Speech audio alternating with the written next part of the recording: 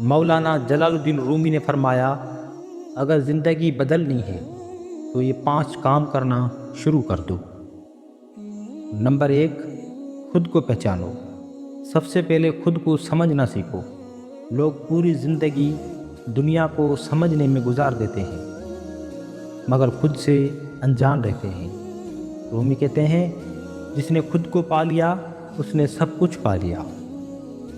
Number 2، ہر بات پر رد عمل دینا چھوڑ دو۔ ہر لفظ کا جواب دینا ضروری نہیں ہوتا۔ کچھ جنگیں خاموشی جیت لیتی ہے۔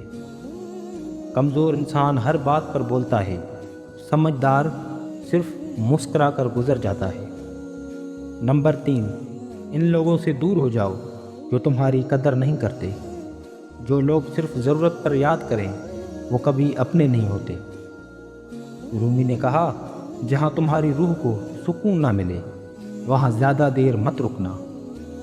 نمبر 4، صبر کرنا سیکھو۔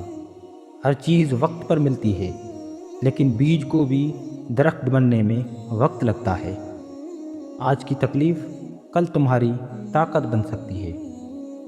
نمبر 5، اللہ پر یقین مضبوط کرو۔